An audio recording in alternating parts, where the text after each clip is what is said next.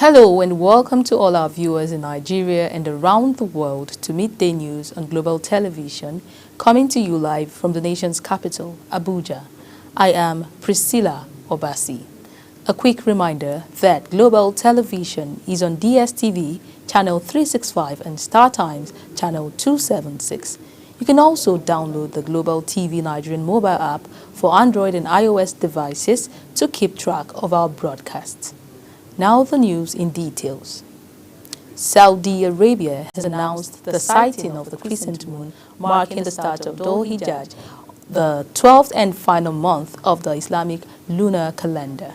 According to the announcement shared on X by Haramian Sharifian, Dhul Hijjah 1446 will commence today, May 28, 2025. The post highlights a key date for upcoming Islamic observances. First day of Dhul Hijjah, Wednesday, 28th May 2025, the day of Arafah.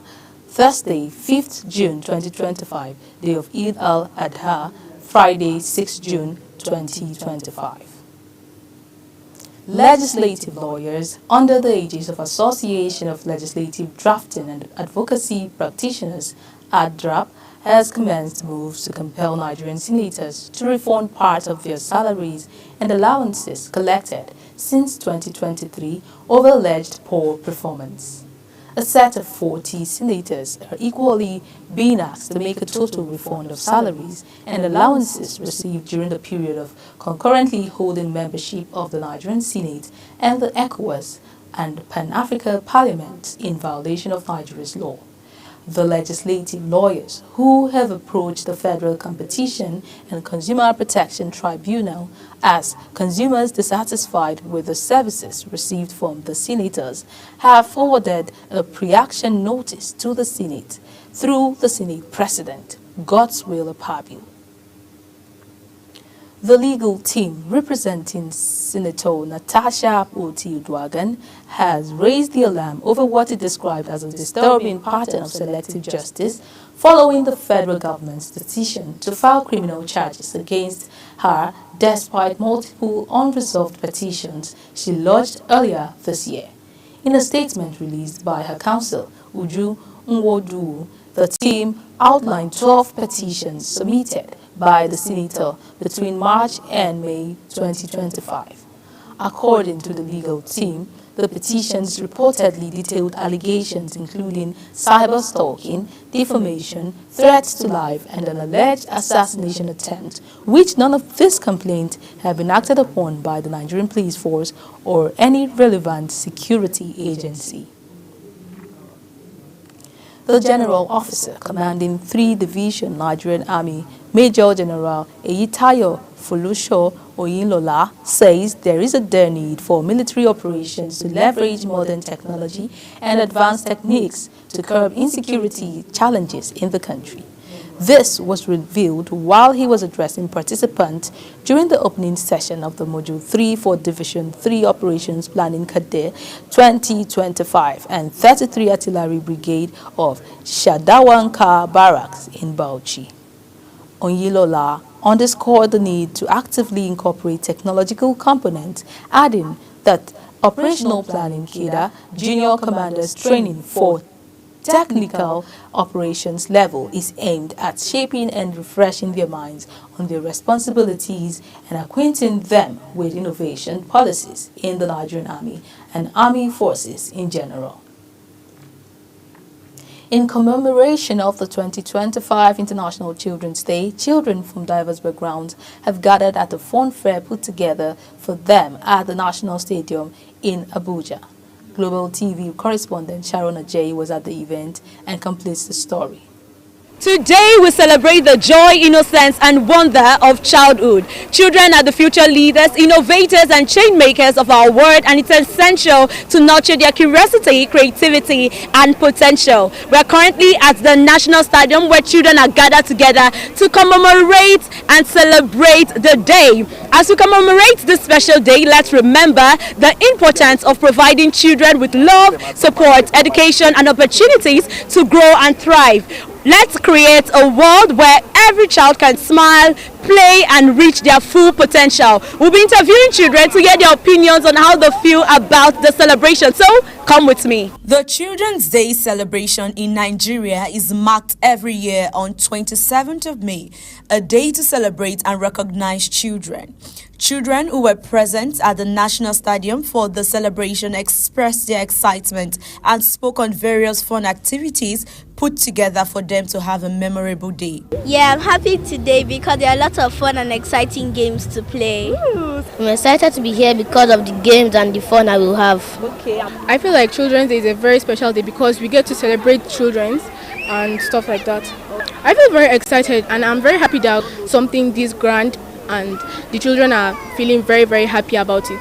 I'm very excited to be here. It looks very fun. I don't know, I've not really played any game, but I've bought some things and they taste very good. Okay. Adults at the event also expressed their excitement and appreciation to the organizers of the event, while emphasizing the importance of creating more engaging and fun activities for children. Today we are celebrating children nationwide. This program is very, very important and it fits in this occasion. So it is a very significant day to make little children happy and it makes the world a better place. Thank you. Very, very important because it makes children excited and to feel that they are also part of the society. The Children's Day is a reminder of how important it is to care, support, love and nurture the children who are tomorrow's leaders. Sharon Ajay reporting for Global TV News. Tinubu endorses Ukachukwu Ekunife, charged them to deliver victory in Anambra governorship race. President Bola Tinubu has declared his unwavering support for the APC gubernatorial candidate in Anambra State. Evangelist Nicola Ukachukwu and his running mate Senator Uche Ekunife officially presenting the party flag to them at the State House in Abuja. In a symbolic ceremony, Tinubu charged the duo with a clear directive: go and get me Anambra, underscoring the administration's commitment to securing victory in the forthcoming election. Uyi Abumefwebe reports. President Bola Tinubu praised the APC's national and state leadership of Anambra State for successful primaries and expressed strong optimism about the party's chances, highlighting Senator Ekunife as an exemplary running mate. The president assured the candidates of full support throughout their campaign, emphasizing that while the party is supreme, victory is paramount. So we're coming with that momentum, and when the president visited, he saw the enormous crowd that came to his party people that were so happy, whether from morning till the time he left, with so much enthusiasm, with so much joy and happiness.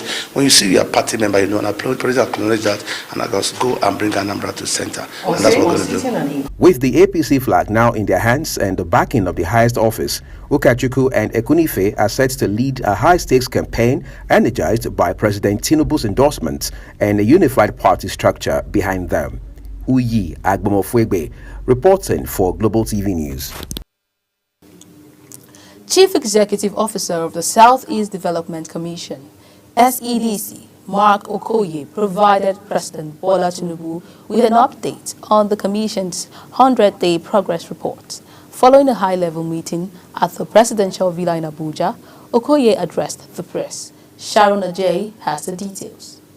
Highlighting the strides made since the Commission's inception, Chief Executive Officer of the Southeast Development Commission, Mark Okoye II, emphasized SEDC's dedication to transforming President Tinubu's renewed hope agenda into concrete developmental outcomes for Nigeria's Southeast region.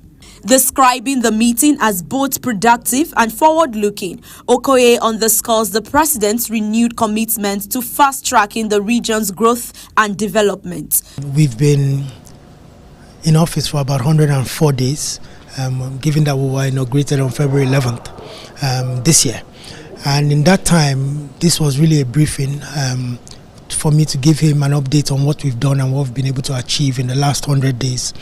And it spent about 25 minutes of those really taking him through the strategic vision, what we intend to achieve as an organization, how we intend to mainstream the Renewed Hope agenda. He further revealed that SEDC is targeting the creation of a $200 billion regional economy by 2035, aiming to make a substantial contribution to Nigerians' broader economic advancement.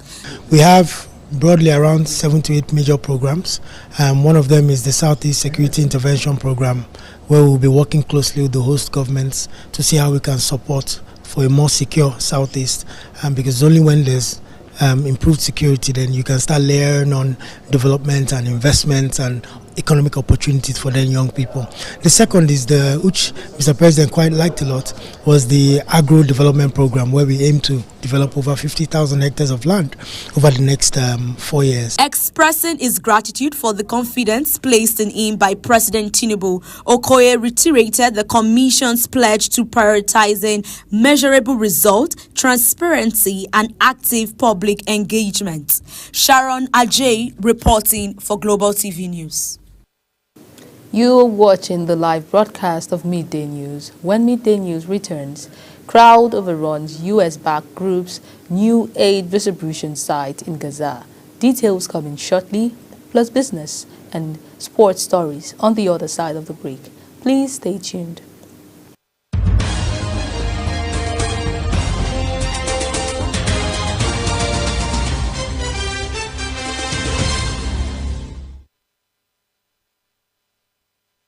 Do you know that global television can be watched in Nigeria and all over the world?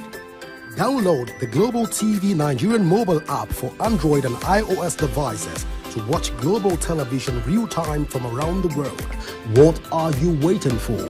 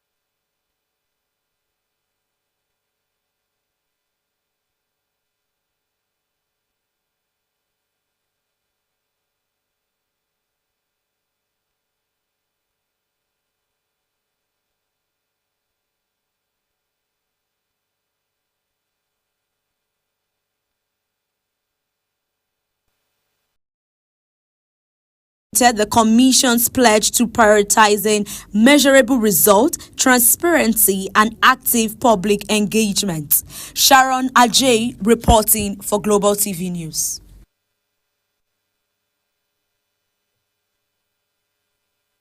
Highlighting the strides made since the Commission's inception, Chief Executive Officer of the Southeast Development Commission,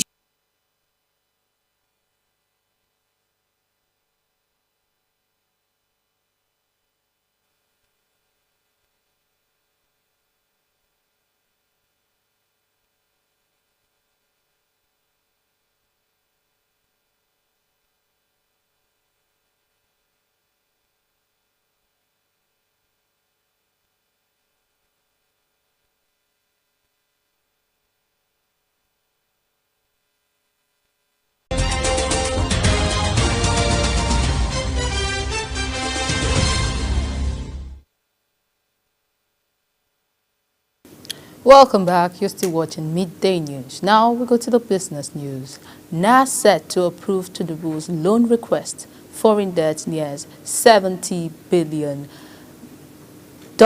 Economists worry over debt servicing. Nigeria's public debt is set for another significant jump as President Bola Tinubu has requested the National Assembly's approval to secure fresh foreign loans amounting to about $24.14 billion. The prevailing official exchange rate of 1,583.74 naira per dollar, the proposed borrowing will approximately add up to 38.24 trillion naira to the existing debt stock, potentially pushing Nigeria's total public debt from 144.67 trillion naira at the end of 2024 to over 182.91 trillion naira by 2026.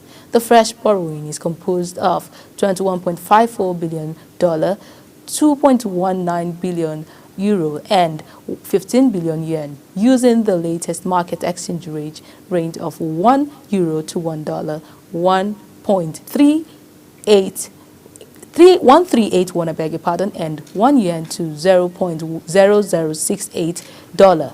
The euro component converts to approximately $2.5 billion, while the Japanese yen translates to $102 million. Consumer confidence in the United States improved significantly in the month of May following the truce in the ongoing trade war between Washington and Beijing. This marks a positive turn after 5 consecutive months of declining sentiment.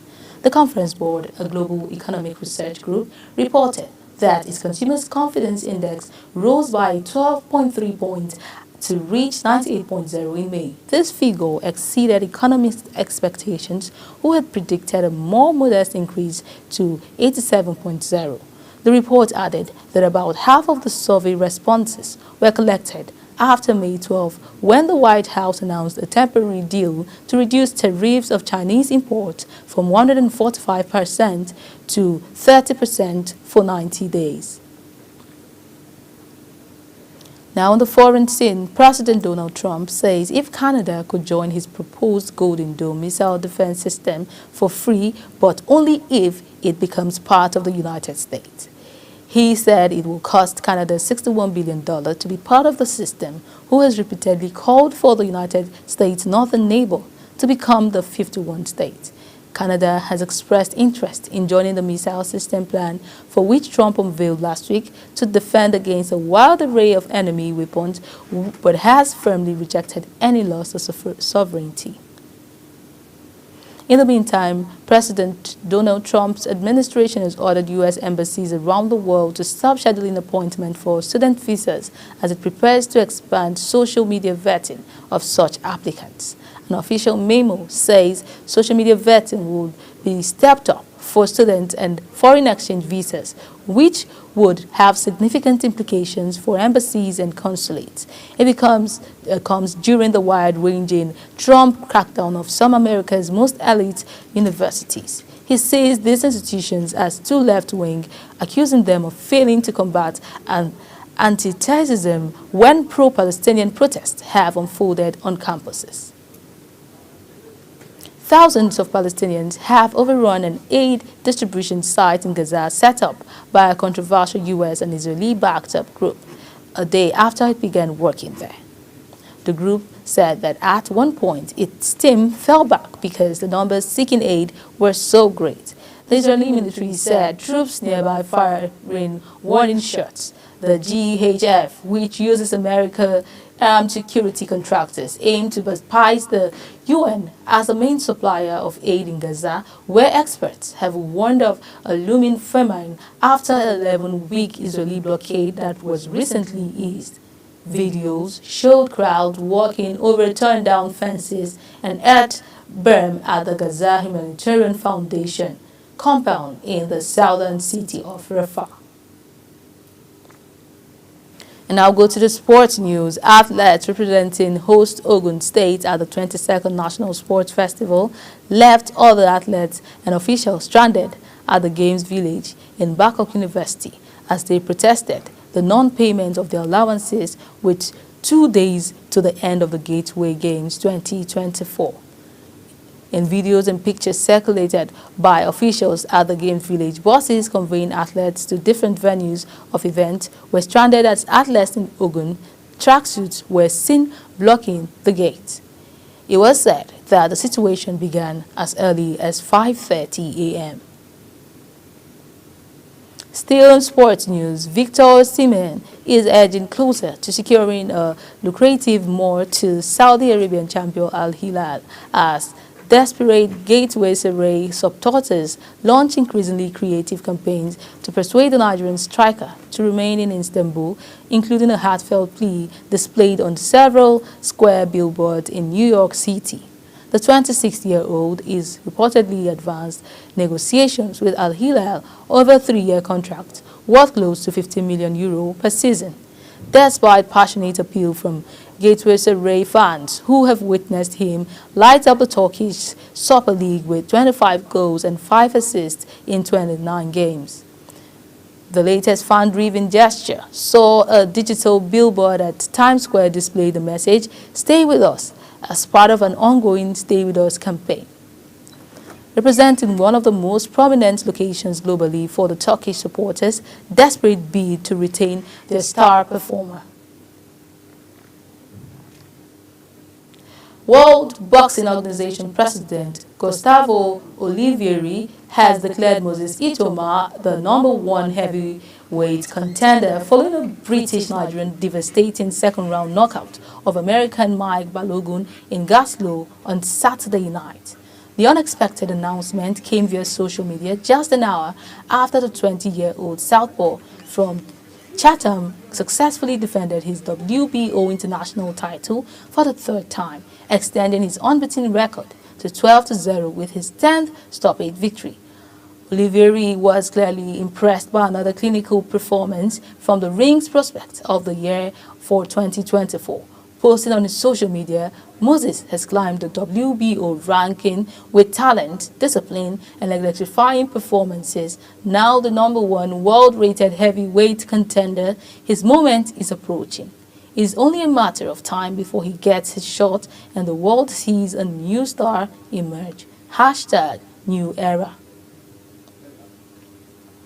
And that is it on Global Television Midday News. A quick reminder that Global TV is on DSTV channel 365 and Star Times channel 276.